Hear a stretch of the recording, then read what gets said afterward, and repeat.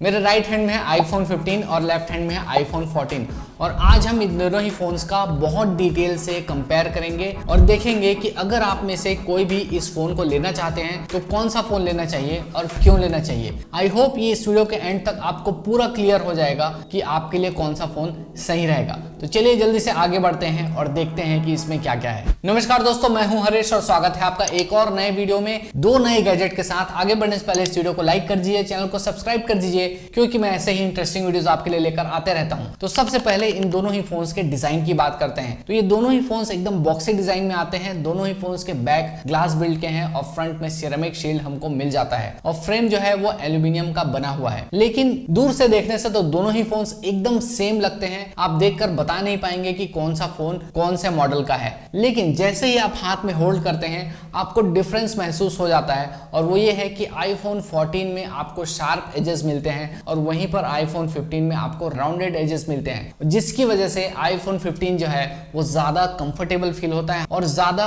Premium feel होता है। और प्रीमियम फील होने का एक और कारण है और वो है कि आईफोन 15 का जो बैक ग्लास है वो मैट फिनिश में मिलता है और आईफोन 14 का जो बैक ग्लास है वो ग्लॉसी फिनिश में मिलता है। यहाँ पर मैंने मैट का लेमिनेशन कराया हुआ है, इसलिए आपको ऐसा दिख नहीं रहा होगा कि ये ग्लॉसी फिनिश है, लेकिन बाय डिफॉल्ट इसमें ग्लॉसी फिनिश में आता है और इसी वजह से आईफोन 14 ज्यादा फिंगरप्रिंट अट्रैक्ट करेगा और आईफोन 15 जो है वो कम फिंगरप्रिंट अट्रैक्ट करेगा। आईफोन 14 में हमको लाइटनिंग पोर्ट मिलता है और आईफोन 15 में हमको टाइप सी पोर्ट मिल जाता है, यानी कि आईफोन 15 अगर आप कहीं पर भी लेकर जाएंगे तो एक एंड्रॉइड फोन के चार्जर से भी आप चार्ज कर सकते हैं। लेकिन आईफोन 14 के लिए आपको आईफोन का चार्जर ढूंढना पड़ेगा या तो आपको साथ में लेकर चलना पड़ेगा। बाकी सारे पोर्ट्स, सारे बटन्स का प्लेसमेंट एकदम सेम है और बिल्कुल भी कोई भी डिफरेंस नहीं है। दोनों ही फोन्स IP68 की रेटिंग के साथ आते हैं। अब बात करते हैं दोनों ही फोन्स के डिस्प्ले की। ये 6.1 इंचेस का डिस्प्ले साइज के साथ आता है। दोनों ही फोन सेम साइज के हैं और ये सुपर रेटिना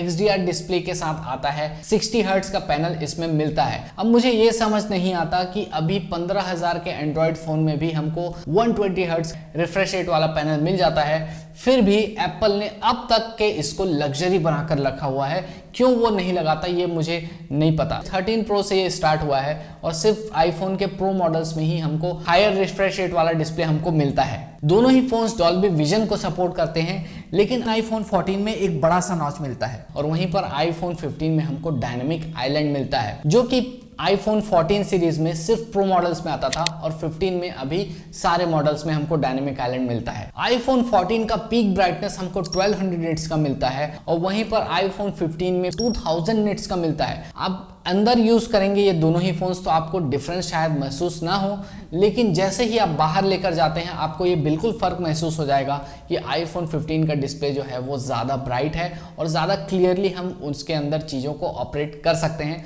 वहीं पर आईफोन 14 में थोड़ा सा आपको इसके कंपैरिजन में कम ब्राइटनेस देखने को मिलेगा। एक बात और मैंने नोटिस की कि दोनों ही फोन्स में जब हम कंटेंट वॉच करते हैं तो आईफोन 15 का जो डिस्प्ले क्वालिटी है वो मुझे ज़्यादा बेटर लगता है। हालांकि दोनों ही फोन्स में डिस्प्ले का कॉन्फ़िगरेशन सेम है, लेकिन आईफोन 15 का जो देखने का एक्सपीरियंस है वो ज़्यादा बेटर लगता है, शायद इसलिए क्योंकि इसमें 2000 निट्स का ब्राइटनेस हमको मिलता है। ज़्यादा बेटर वाइट्स और ज़्यादा बेटर ब्लैक्स हम देख पाते हैं और बहुत ही बढ़िया कोई भी इमेज को ये उभार कर लेकर आ पाता है। परफॉर्मेंस की अगर बात करें तो आईफोन 14 में हमको A15 बायोनिक चिप मिलता है जो कि 5 नैनोमीटर पर बेस्ड है और हमको आईफोन 15 में A16 बायोनिक चिप मिलता है जो कि 4 नैनोमीटर पर बेस्ड है और जो कि आईफोन 14 प्रो में था। बस दोनों ही चिप में हमको ये फर्क देखने को मिलेगा कि A15 5 नैनोमीटर पर बेस्ड है और A16 4 नैनोमीटर पर बेस्ड है, यानी कि जितना कम नैनोमीटर होगा उतना ही ज्यादा परफॉर्मेंस और एफिशिएंसी जो है वो बढ़ जाता है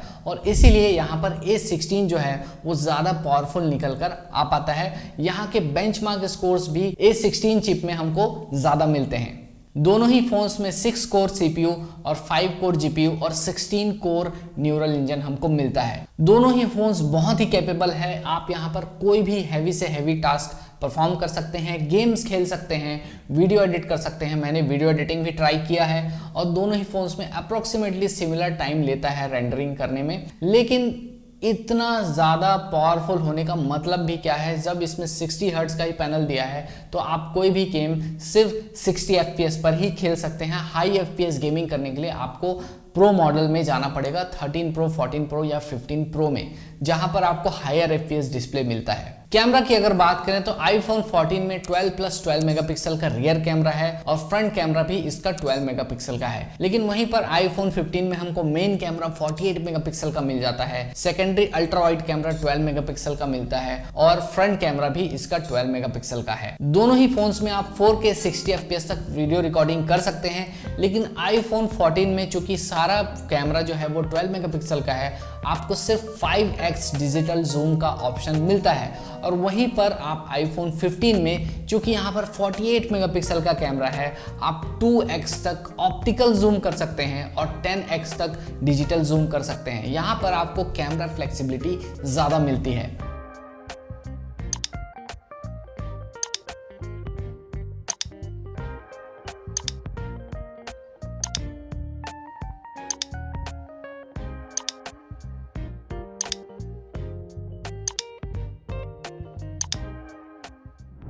बैटरी की अगर बात करें तो दोनों ही फोन्स में बैटरी में बहुत ज़्यादा डिफरेंस नहीं है, सिर्फ 70 mAh का ही डिफरेंस है और उसमें से भी आईफोन 15 में बड़ा बैटरी है 70 mAh। तो ऑब्वियसली आईफोन 15 में हमको ज़्यादा बैटरी बैकअप देखने को मिलता है। उसका रीज़न भी ये है, इसमें ज़्यादा बेटर प्रोसेसर है जो ज़्यादा अच्छे तरीके से चीज़ों को ऑप्टिमाइज़ कर देता है। देखा जाए तो बहुत ज़्यादा सिग्निफिकेंट इंप्रूवमेंट नहीं है, लेकिन प्रोसेसर भी इसमें अपना जो रोल है वो ज़्यादा अच्छे से प्ले करता है, इसलिए आईफोन 15 में हम ज़्यादा अच्छे से चीज़ों को एक्सपीरियंस कर सकते हैं, ज़्यादा बेटर बैटरी लाइफ पा सकते हैं। दोनों ही फोन्स में 20 वाट का फास्ट चार्जिंग का सपोर्ट है।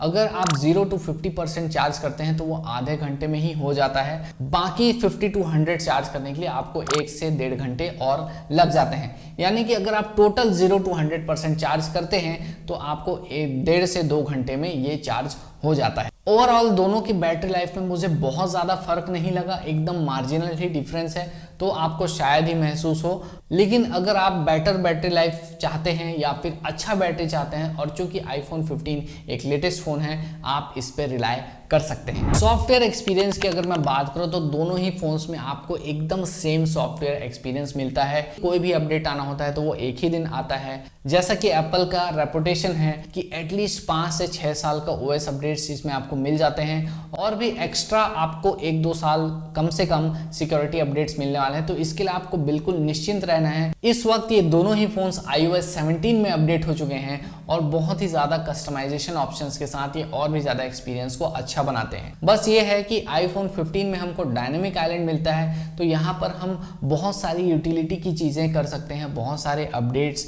टाइमर्स, क्लॉक्स, ये सारे बोलना चाहिए इंटरेस्टिंग विजेट्स की तरह काम करता है। इसलिए यहाँ पर आईफोन 15 का जो एक्सपीरियंस है सॉफ्टवेयर वाइज वो ज़्यादा हो जाता है। अब प्राइसिंग की अगर बात करें तो आईफोन 14 का इस वक्त जिस वक्त मैं वीडियो बना रहा हूँ, आप डिस्काउंट वगैरह लगा के 50 to 60,000 में इसको ले सकते हैं बेस वेरिएंट। और आईफोन 15 की अगर मैं बात करूँ तो 70 to 75,000 के आसपास ये डिस्काउंट वगैरह लगा के आपको मिल जाएगा। ओवरऑल अगर मैं अपने तरफ से आपको सजेशन दूं तो अगर आप कोई सेकेंड हैंड फ़ोन लेना चाहते हैं तो आईफोन 14 अगर आप ले सकते हैं तो ले लीजिए, क्योंकि ये आपको 40,000 के अराउंड ये सेकेंड हैंड ये बहुत अच्छे कंडीशन में मिल जाता है।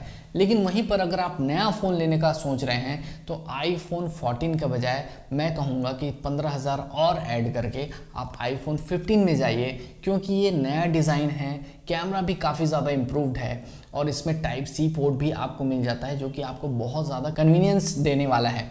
तो ओवरऑल आपका नया फ़ोन में एक्सपीरियंस ज़्यादा अच्छा रहेगा। और वहीं पर अगर आप पैसे बचाना चाहते हैं तो आईफोन 14 आप सेकेंड हैंड ले सकते हैं। तो बस आज के लिए इतना ही। ये वीडियो आपको कैसा लगा हमें कमेंट करके ज़रूर बताएं, और किस टॉपिक में वीडियो चाहिए ये भी आप हमें कमेंट करके बता सकते हैं।